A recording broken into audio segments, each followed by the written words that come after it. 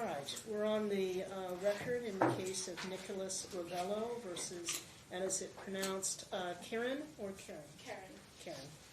Keren. Sangalaza, and this is a child custody complaint set for an evidentiary hearing / trial today. Appearances for the record. Good morning, Your Honor. Sean Lytle, 11640, on behalf of plaintiff Nicholas Ravello, who's present. And you're Ms. Sangalaza? Yes. And you're representing yourself, is that correct? Okay. Very good then. You can be seated, and so can Mr. Lytle. I just want to, and you don't have to jump up every time you address me. If you wish to do so, that's fine. But, I read the pretrial memorandums, and I read the previous minutes and orders in the case.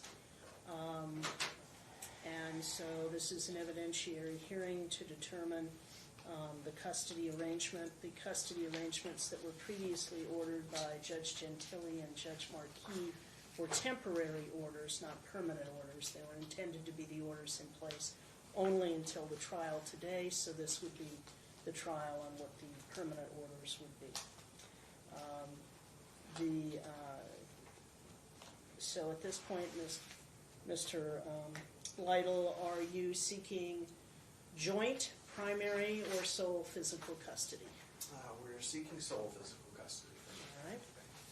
And Ms. Sangalaza, you had discussed both primary physical custody and sole legal custody, or excuse me, physical custody. Which do you wish to, are you planning on pursuing today? Sole custody. All right. So for the record for both of you, the Nevada legislature has created a presumption that joint physical custody and joint legal custody is in the best interest of a child. In order to overcome, each of you has the burden, respectively, to overcome that presumption, okay? Which means that you have to present evidence that convinces me that it is not in the best interest of the child to award joint physical custody, and that one of the two of you should either get sole legal custody or primary physical custody, with the other parent having certain visitation.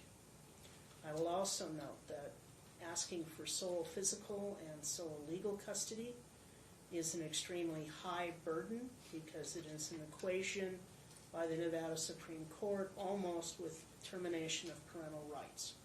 So rarely does a court award that, and that would require proof by very significant evidence. So I'm just letting you know that that's the standard that you would both have to comply with. So with that in mind, are there any preliminary matters you'd like to raise with regard, Mr. Lytle? I'm not going to have opening statements because I want to save most of the time for testimony. So, and I did read your pretrial memorandums. Okay. We're not going to do opening statements. That's fine.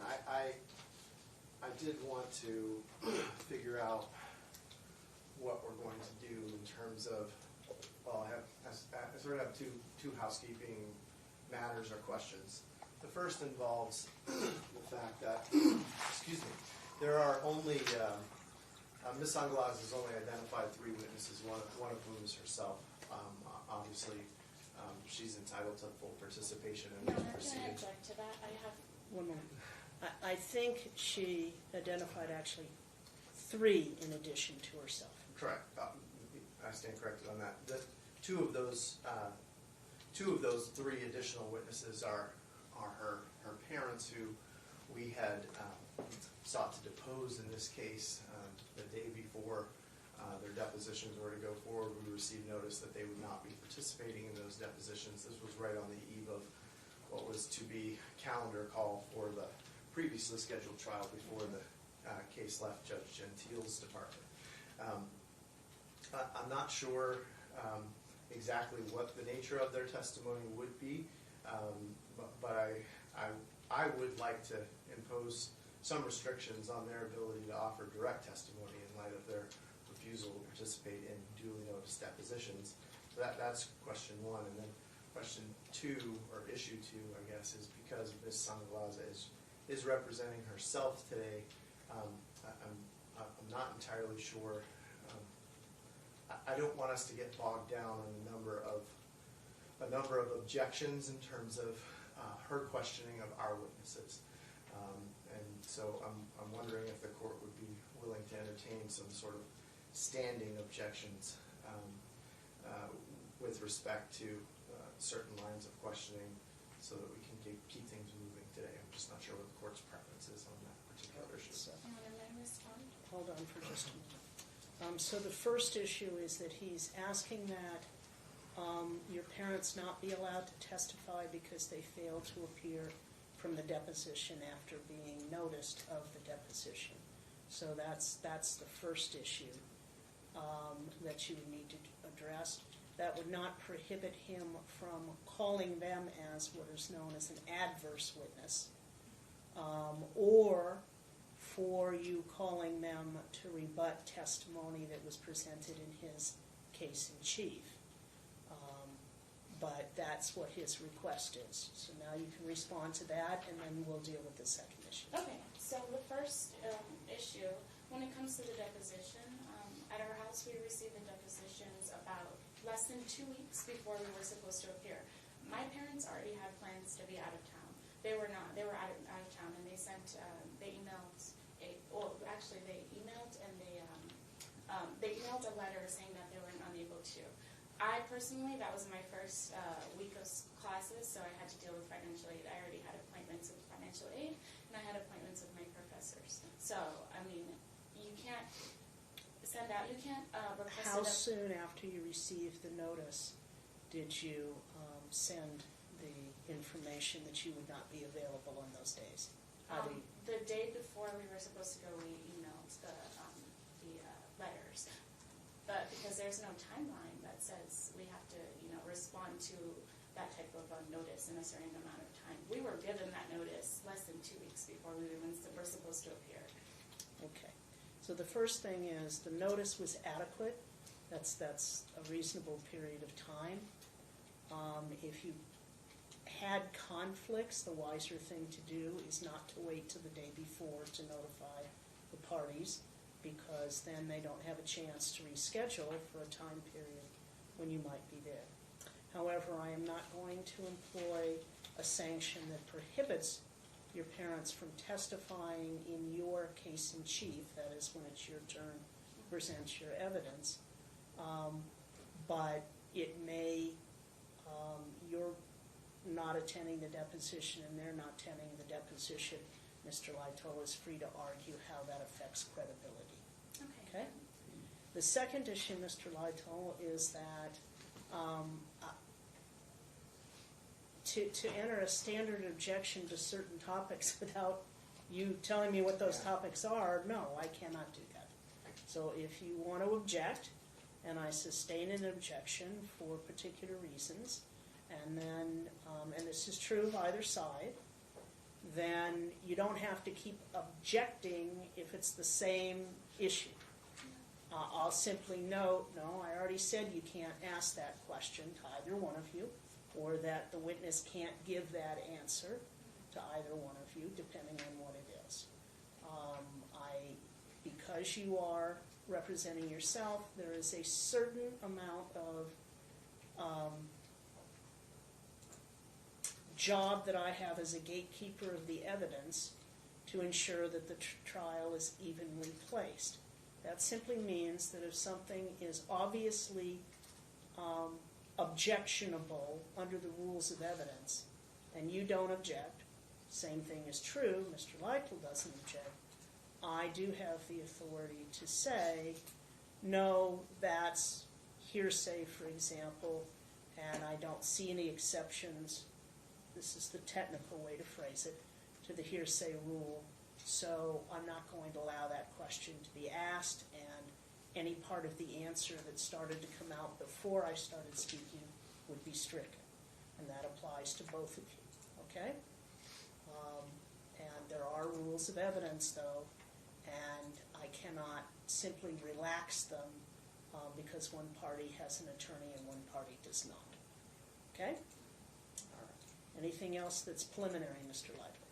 No, Your Honor. Any other preliminary matters that you'd like to raise? Yeah, I'd like to open the courtroom for people to be able to observe it and see what's going on. Well, if you have people who are going to be witnesses, they're not allowed to be in the courtroom while they're testifying.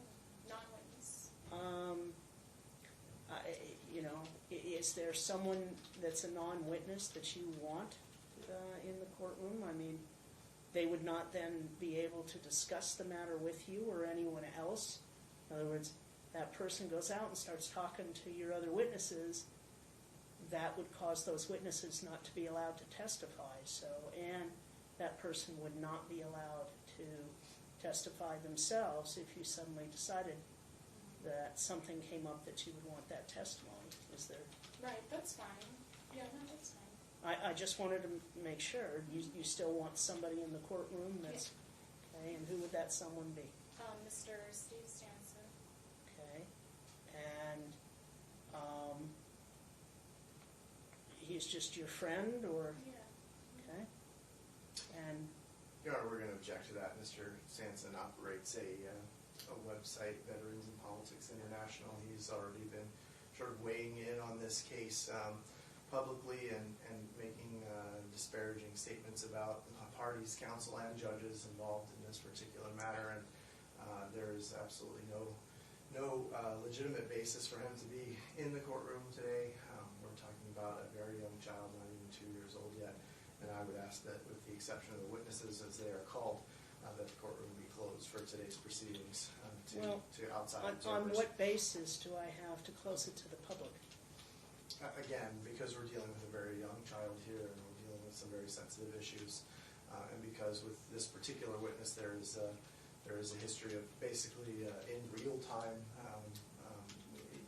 commenting publicly about what's going on in the courtroom. One cannot report from the courtroom. Is that your concern? That is my concern. Yes.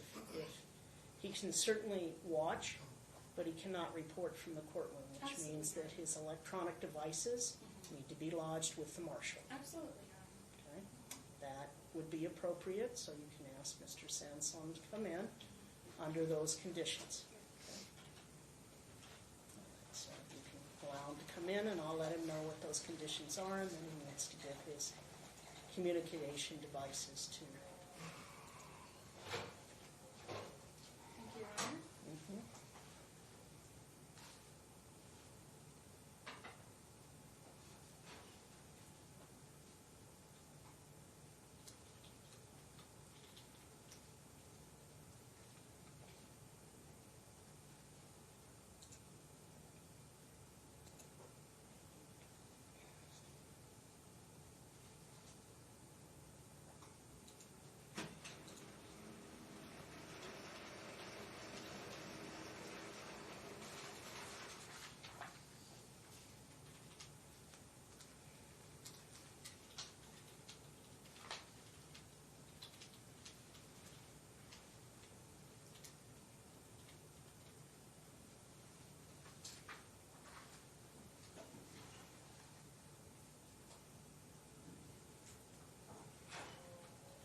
He's no longer outside. Oh, okay. Very good. Then in that case, we'll go ahead and we'll start with the witnesses, and if you'd call your first witness, Mr. Thank you, Your Honor. Call Nicholas Rubello. Okay.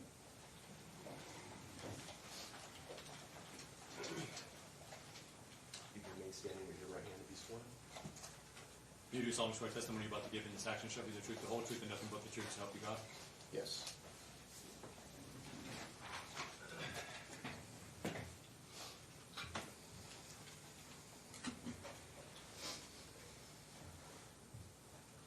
Good morning, Mr. Rubello. Could you please state and spell your name for the record?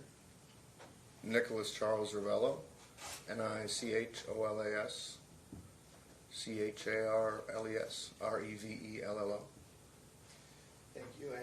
And you are the plaintiff in this action, correct? Yes, All right. And we're here today to discuss custody for your son, correct? yes. And what is your son's name? Julian Samuel Ravello. And how old is Julian? It's about 19 months. Turned 19 months yesterday, correct? Yeah. Objection, reading question. It's not asking for significant information that isn't already part of the record, so all of them will be objection. All right. And Julian's mother is also a party to this case, correct? Correct. And what is her name? Karen Sangalaza. And she's the defendant in this action. Yes. Okay. And you see her, she's present in the courtroom today? Yes. Okay. I'd like you to tell the court how and when you met Ms. Sangalaza. We met in the summer of 2017, I think in June, here in Las Vegas.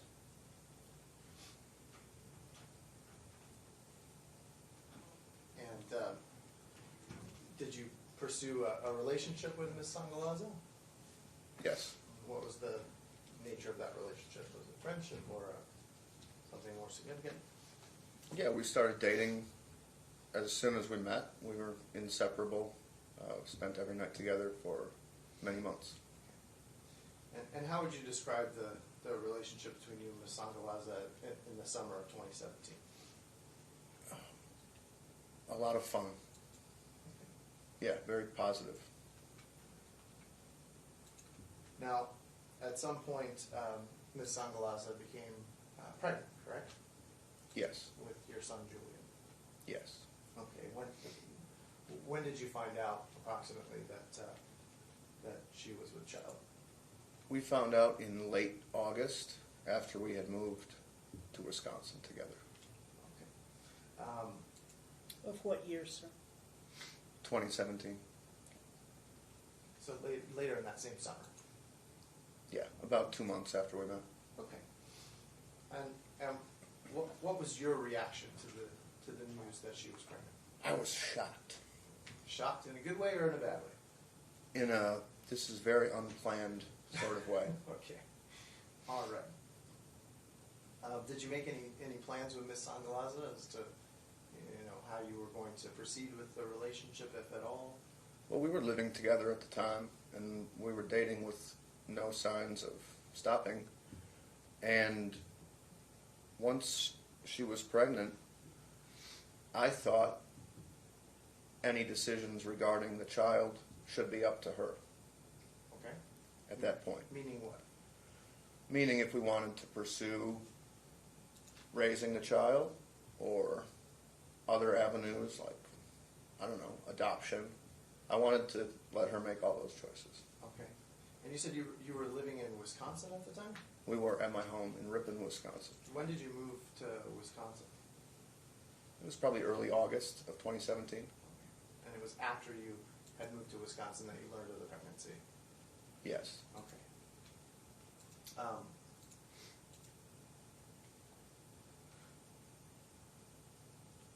When did you meet any other members of Ms. Sangalaza's family?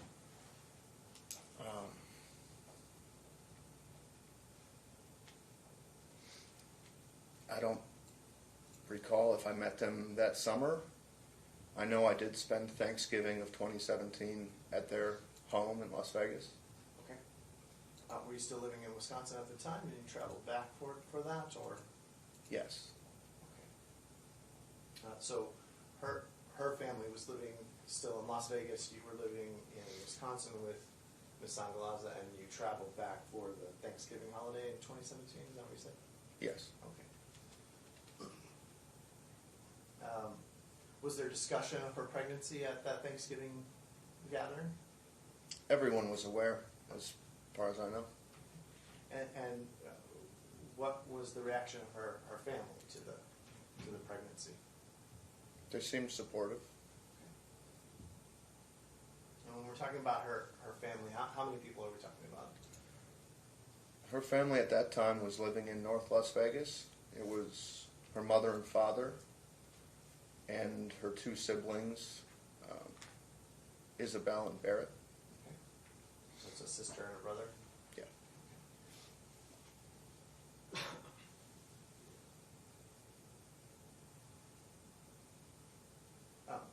was there discussion with her siblings about the pregnancy at the Thanksgiving gathering? Objection, leading question.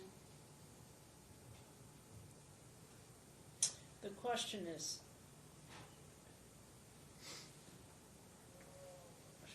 It was already calls asked. for a yes or no answer. So I don't think that it's leading. But the issue, all right, just a moment, we'll take a break. Mr. Sansone, I assume, from your T-shirt? Justice Becker, how are you? I'm fine. I have indicated that you may be in the courtroom, but you may not do live reporting from the courtroom. So if you have any a cell phone or a tablet, if you would, Oh, ma'am. okay, I know the rules, ma'am. Thank you. that's fine. I just wanted to let you know. Thank you, ma'am. All right. Please proceed. I'm sorry. The objection was on leading, so I overruled it. But the issue is just whether or not you had discussions, not what those discussions were. Yeah, her entire family was well aware that she was pregnant. Okay, all right. And I think you said that her parents were supportive. Were her siblings supportive as well, or? It seemed that way. Objection, leading question. Sustained. Okay. What was the reaction of her siblings to the pregnancy? They seemed fine with it. Okay. All right. Where and when were you, or where were you residing when Julian was born? A couple months before he was born, I moved our family out to Las Vegas because Karen was back in school and living with her parents. So I came out and rented an apartment. We were all living together. So we were living here in Las Vegas when he was born. Okay. And were you present at Julian's birth? I was. I drove his mother to the hospital. Who else was you said the hospital? Which hospital? Summerlin Hospital. And who else was present at Summerlin Hospital when Julian was born? His mother's parents and her friend Bree and myself. All right.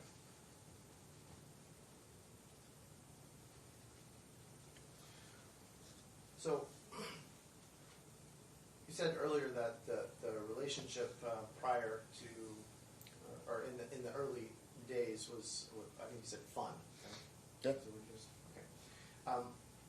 After Julian's birth in April of 2018, how would you characterize the relationship between you and Ms. Sangalaza? Abusive. Can you elaborate on that? For the 3 days we spent in the hospital after he was born, she didn't sleep, and neither did I.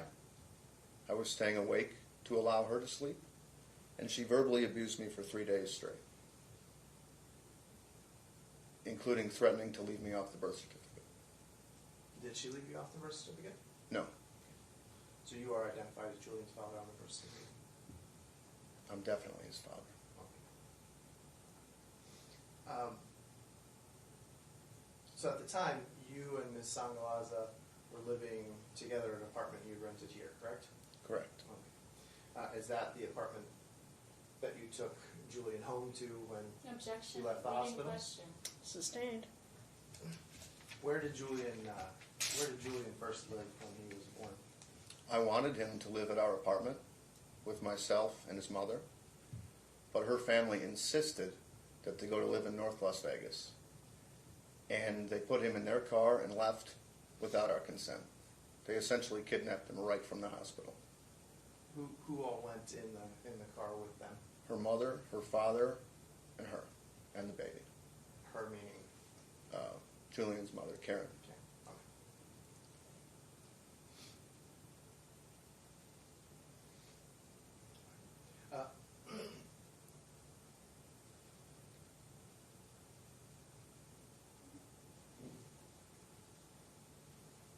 Did you receive any communications from Karen and or her parents after they left the hospital? Yeah, we were communicating. communicating by text message? Yes. Objection, so leading question. It's foundational, I'll allow.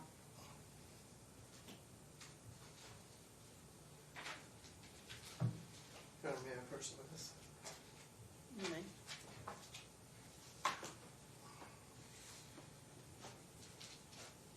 Mr. Rebella, I'm handing you a stack of proposed exhibits for today's proceedings, and I'd like you to look at Exhibit 1. Your Honor, can I object? I've never even seen, I was not sent a copy of these exhibits. I didn't even know that they had any exhibits. On their pre-trial memorandum, they listed that they were just going to use the exhibits that were already entered and the talking parents' messages. Exhibits that were already entered were my own exhibits, if you look back in there. These exhibits were One previously... moment. So the pretrial memorandum indicated that it would use the exhibits that have been previously attached, they were never admitted, Correct. previously attached to the parties' pleadings, either ones. So that's what he indicated. Did you send a copy of the exhibits to her, Mr. Leichel? Of this particular arrangement of the exhibits? Were the exhibits produced to her at any time prior to this proceeding?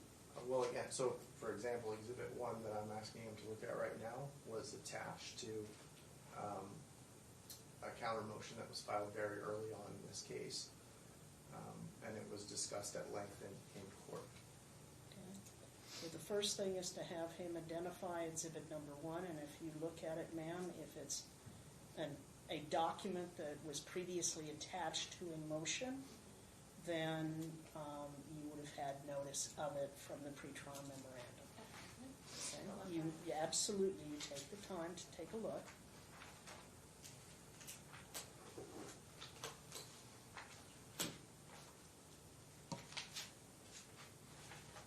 Your Honor, I'm going to object to this first exhibit because I don't have any recollection of it ever being submitted, anything ever. You know, these are screenshots of a phone.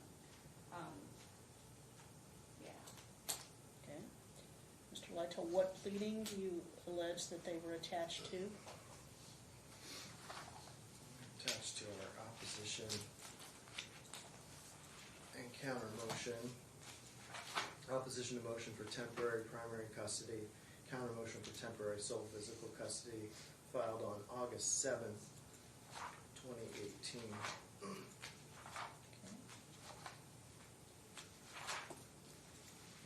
They were Exhibit A to that particular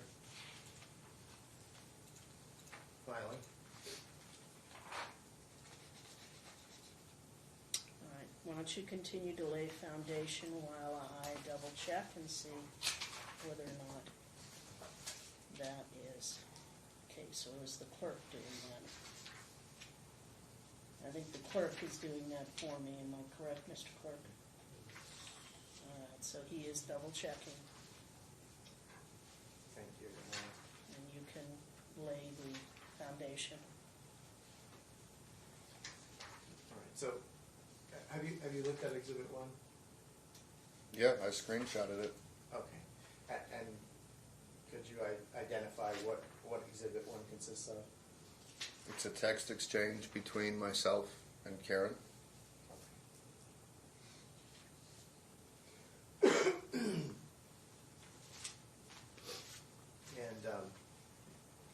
And do you know when this text exchange took place approximately? Approximately June of 2018.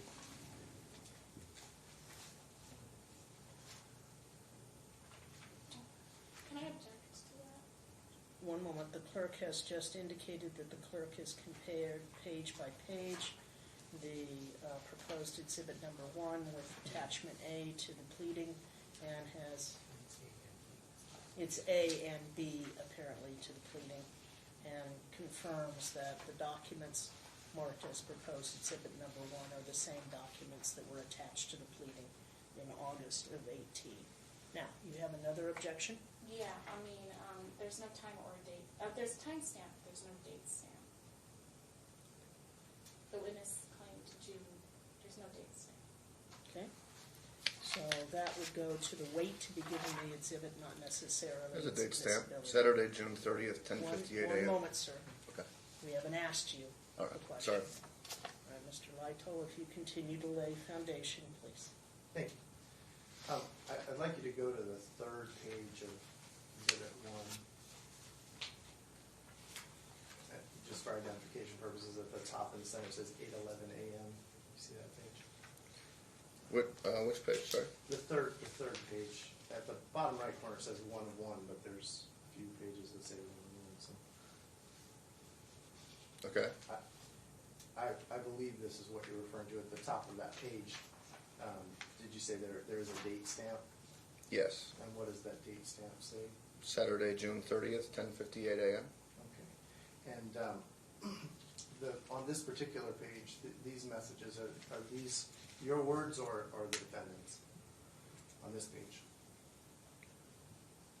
These are my words. Okay.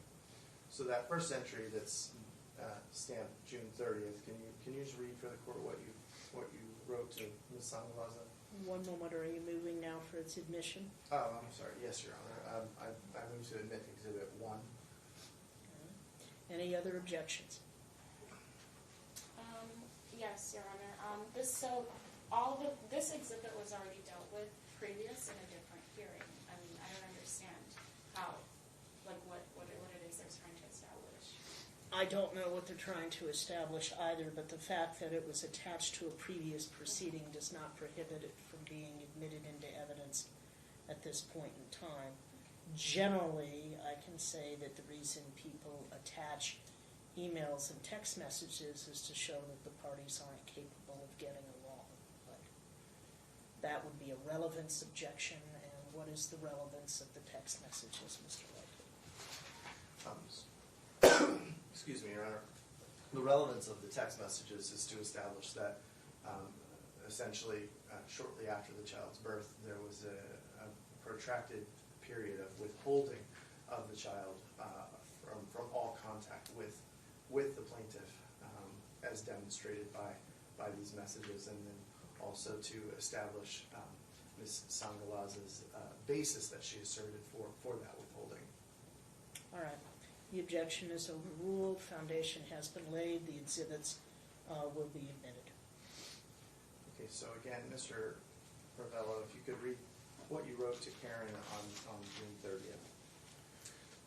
Can we discuss a time for me to see Julian and what our plans will be for living arrangements, please? And so why were you asking her that question on that date? Because I wanted to see my son and figure out where we were going to be living. At that point, how long had it been since you saw your son? Weeks. Was there a response to that message? No. Okay. What's the date of the next message that you sent? Thursday, July 5th. Okay. And what did you say in that message?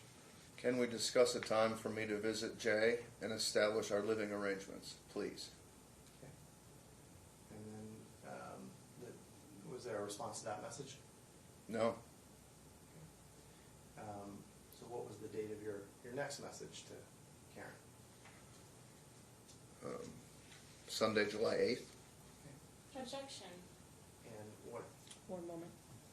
What's the objection? Completely skipped the date. Right. Again, on Thursday, July 5th, I attached a question mark. And it's not an objection. You can ask if there are parts of this that Mr. Lytle didn't ask about that you want to bring out. Okay. You can do that on your cross. Okay? So, can I answer Okay, that Mr. again? Lytle. Yes. Okay. 2 hours later on July 5th, I sent a question mark.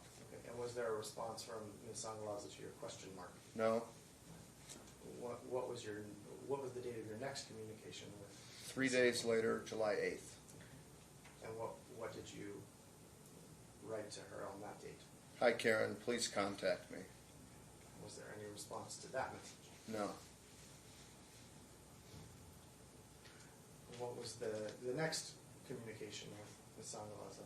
2 days later, July 10th, is your phone working? And was there any response to that message? No. So on this page, we've covered a date period from June 30th to July 10th, and you've testified that this was in 2018, correct? Yes. Okay. What did you get any written responses from Karen during that period on any other platforms? No. Okay. And did you see Julian at all during that time frame? No. Objection. One moment. What's your objection? Relevance? Well, how people get along once the baby was born and prior to the baby's birth is relevant to trying to establish custody, so I'll overrule the objection.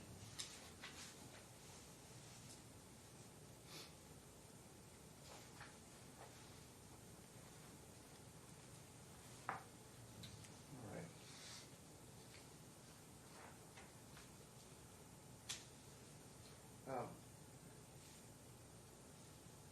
At some point in 2018, did you ask me to file a motion on your behalf? Objection, leading question. Foundational overruled. Yes. Okay. And what was the objective of that particular motion? I wanted to see my son. I wasn't seeing him at all. Okay. Do you remember what the result of the hearing of that motion was? Objection, leading question. No, it's asking him what he remembers, and so it didn't suggest what the answer is. I don't remember.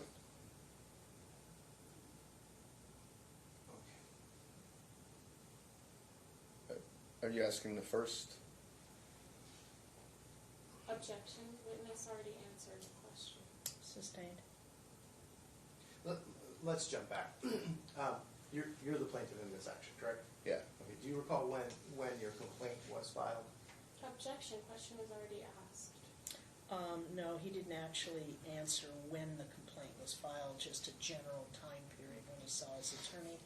I know I started meeting with you in June. I'm not sure the exact date where it was filed to the court. If you could take a look at Exhibit 2 in your binder, it's going to be behind that second green page. Just tell me if you recognize that document. I'm sorry, where's Exhibit 2? Exhibit 2. The green page?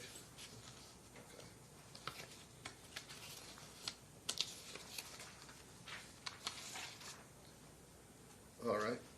Do you recognize Exhibit 2? The document? So there's a green page that says Exhibit 2. Yeah. Objection. Right. So the document immediately behind that, do you recognize that document? Yes. Okay, and what is that document? This is our initial motion. Can you just read the title of the document? Objection, he's telling the witness what to say. He's not telling the witness what to say, however, the document hasn't been admitted into evidence. What is number 2? Is it a filed pleading in the case? Complaint to establish child paternity, custody, and UCCJEA declaration. Okay. So is that the complaint that you filed to initiate this case? Yes. Okay. And in on the first page, top right corner, do you see a file stamp there? Yes. And what was the date of file? June 13th, 2018. Okay. So does Are you moving to admit number 2, or were you just using it to refresh I memory? was just using it to refresh recollection. Exhibit number 2 is a file stamp copy of the complaint, and the court can take judicial notice of any of the pleadings, that is, that it was a pleading filed. All right. I think you are. So the complaint was filed on June 13th, 2018, correct? Correct. Okay.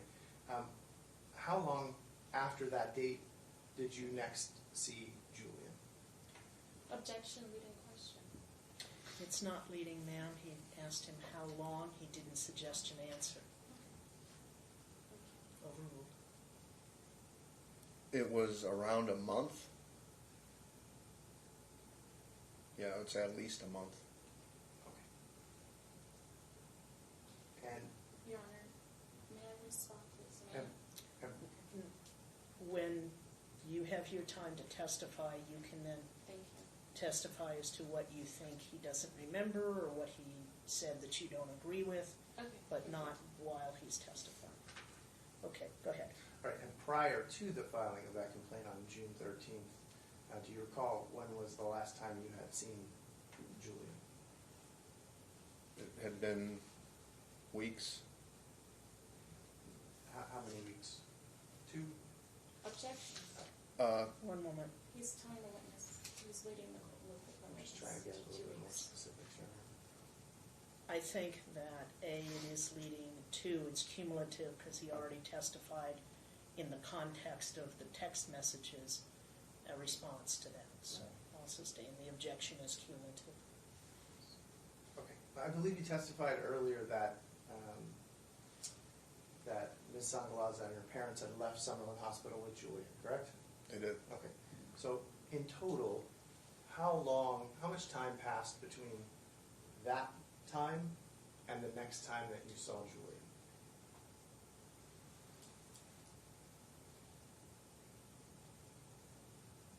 I didn't spend any one-on-one time with my son until he was at least 6 months old. Okay.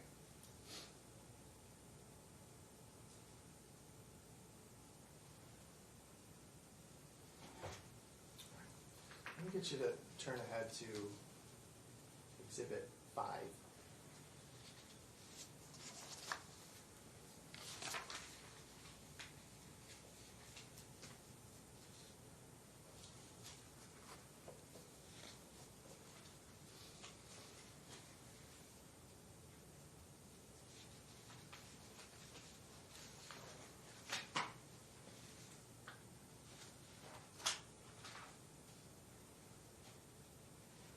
Do you see Exhibit 5? Yes, Do you recognize the document behind that tab? yes. And what is that document? Partial parenting agreement. And as you did with the complaint, if you look in the top right corner of that first page, do you see date there? November 5th, 2018. Perfect. Your Honor, I guess I'm asking to admit this exhibit. It is in the record of the case already. As you can see from the file stamp in open court. Objection? Do you To- proposed exhibit number 5, which is the parenting agreement that was filed with the court. Yeah, actually, Your Honor, I am going to object to it because the orders that Judge Denise Gentile made, they completely overruled this. Actually, no, they were made by Judge Linda Marquise. They completely wiped out this parenting agreement that we had. So you're saying it's no longer relevant? Yeah, she made orders. Mr. Lytle, what is the relevance? Yeah, Your Honor, I'm trying to establish a timeline here of contact and when things happen. That's the primary reason for talking about this document. I also want him to confirm the process that led to this agreement and what was agreed to as of November 5th, 2018, with the understanding that obviously that was a year ago and there's more of the story to tell. But I do think it's an important piece of the timeline. So you believe it's relevant to show the parties' continuing relationships with one another that goes to one of the factors for custody? I believe That is, how they relate to one another or what they agreed to? I believe it establishes an important part of the timeline so that we can talk competently about what has happened in the year since this agreement was reached. All right, so I do find that it has relevancy, even though Judge Gentile and Judge Marquis later, based upon motions filed by the parties, entered a different order than that of the partial parenting agreement. Some aspects of it may have continued, some may not have. So, but it's relevant towards the interchange and relationship of the parties that led up to the trial today. So, objection overruled. Thank you. Okay, if you would, I'm going to ask you to just go to the last page first, and then we'll go backwards. If you look on the very last page of the document, page 8.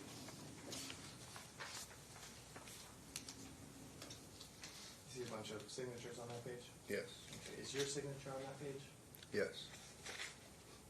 And is the defendant's signature on that page? Yes. And it looks like signatures for me and her counsel at the time. Is that correct? Both counsel, yes. Okay. And what's the date on all those signatures? November 5, 2018. Okay. And if you go back to the very first page of the document,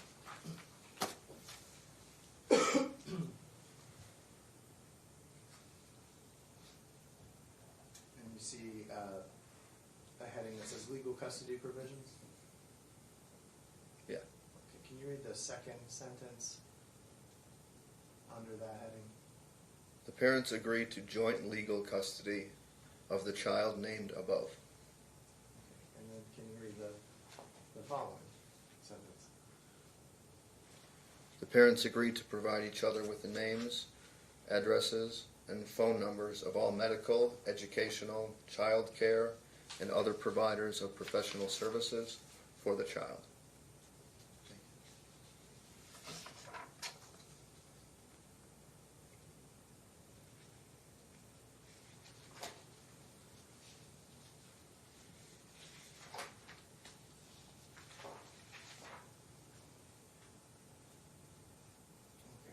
If you go to page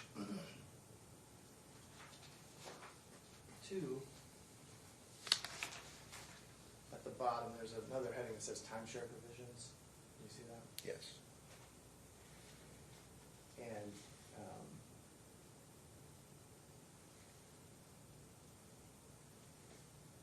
it's starting at line 25.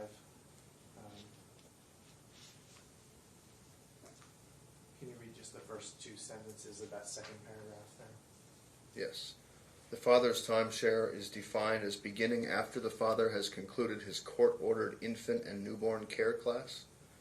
The father's timeshare is defined as beginning on the first Monday after December 1st, 2018. Did you complete the court-ordered infant and newborn care class? I did. Did you begin having some visitation with Julian at some point after that? I did. Okay.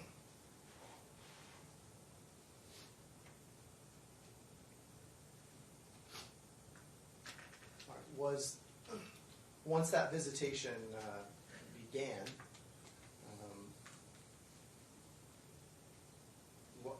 what was the arrangement in terms of where and how the child was exchanged? We would pick the child up when it was our time. My time was Monday through Thursday. 2 of the days were 8-hour visits, 2 of the days were 4-hour visits. When you say we, who do you mean, sir? Oh, the child's mother and I. When we did our exchanges, Oh, okay, I see what you mean. the picking up parent would go to the other's home Okay. to get the child.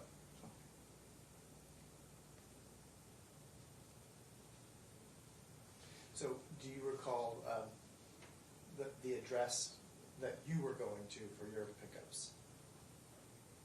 Objection, Your Honor, relevance. I can see where that would be relevant, so I'll overrule. Go ahead. I was picking him up from his mother's parents' home on Kappas Drive. And who who to your knowledge resided at that home? Objection, that question was already answered.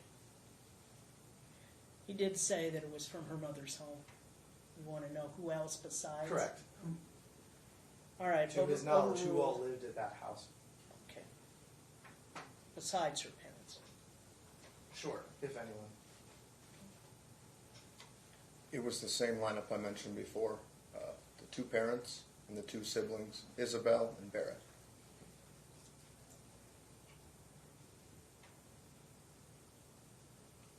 Did the exchanges, the visitation schedule from November that was agreed to, did that, has that continued without interruption to today? Objection, leading question. Overruled. Has that continued without interruption to this day? It has been interrupted many times.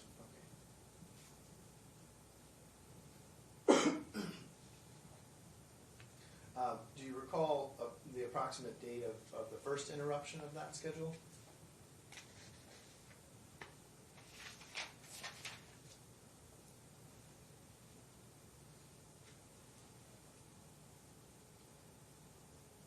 The first big interruption was after Judge Marquis ordered 50-50 temporary custody. Objection, Your Honor. So we're only focusing on the partial parenting agreement over here. I mean, how is it that we've already, have we moved from it? One moment. The objection would technically be non-responsive, but if you want to rephrase the question, Mr. Lytle.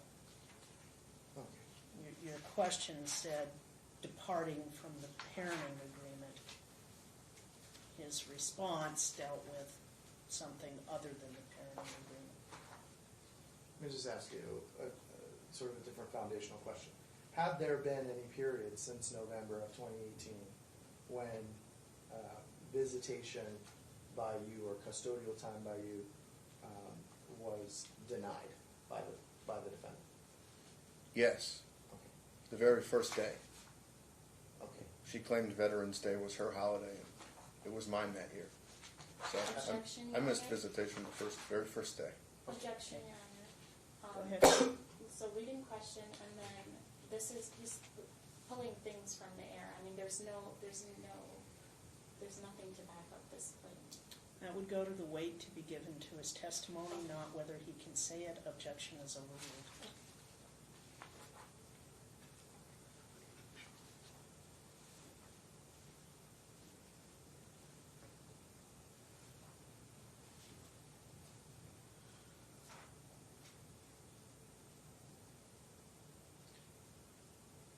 Leaving aside a day here, a day there.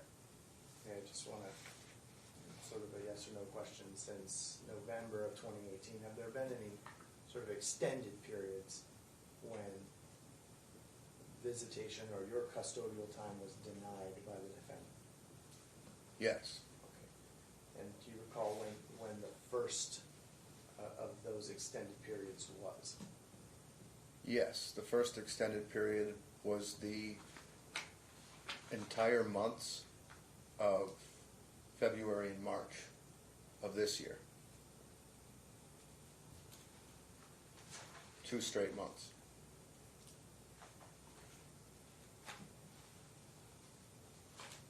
Your Honor, I'm going to object. Are we still talking about the parenting agreement, or what are we talking about? No, his question was, putting aside a day here or there, have there been times when, extended period of times when you denied visitation? And that was the question. He's responded to the question. So overruled. Yes. You said that was in February or March of this year? February and March. February and March. Okay. And what if anything was your response to that interruption of your custodial time? How did you attempt to deal with that? I was going to pick him up during my ordered times to pick him up. And when he wasn't exchanged, I would call you, my counsel, and I would then contact Metro. And they would come fill out a report card, and I would go home. At some point, did Metro advise you that that a protective order had been entered against you? They did, yeah. Objection, leading question, and relevance.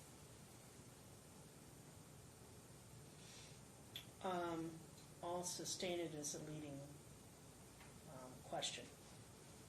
All right.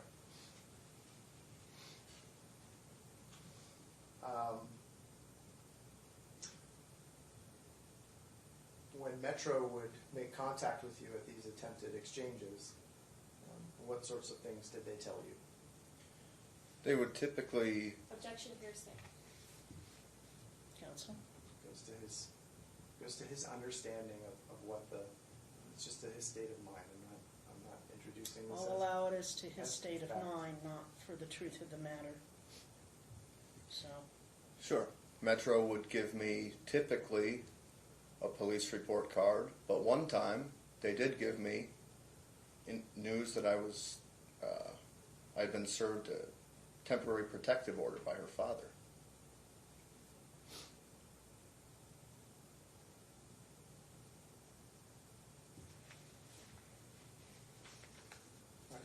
Did Metro facilitate restoring your custodial time? No, So what, if anything, did you do next to try to restore your custodial time?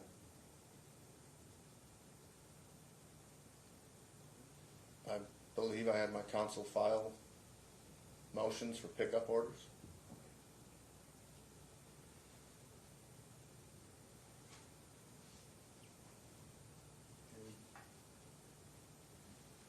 Do you recall if the motion for pickup order was heard on the date that it was originally scheduled to be heard?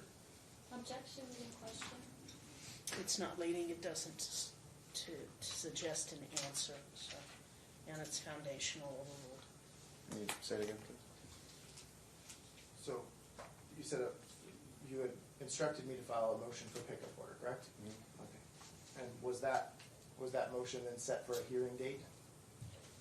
I think the temporary protective order filed by her father precluded that. Objection, witness didn't answer the question that was asked. I'm just asking if it was set. Sustained. It's non-responsive.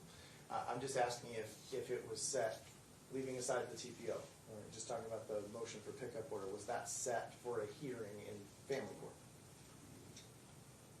I believe so. Okay. And do you recall if that motion was heard on the date that it was initially scheduled to be heard by Judge Marquis? I believe, If you don't remember, just say you don't remember, sir. yeah, I don't remember specifically the first pickup order, the result.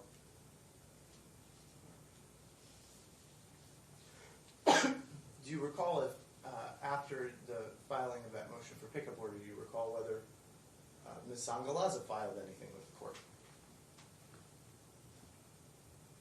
Yeah, she filed a motion to disqualify the judge based on discrimination and bias. Okay. And do you recall what if anything, resulted from her filing of that affidavit Objection. of disqualification? Leading question. It was not a leading question. The court records are the court records, Mr. Ritter. Correct. What's the point of the question? The motion to disqualify was heard by the chief judge. The chief judge denied the motion. Correct, which resulted in a significant delay to the hearing of the pickup order, which is, And you can make that argument asking me to take judicial notice of the records I'll do because that. I don't think your client is going to be able to That's fine. come up with information No problem. specifically as to each of these. No problem. Well, let me just ask you this then. At some point,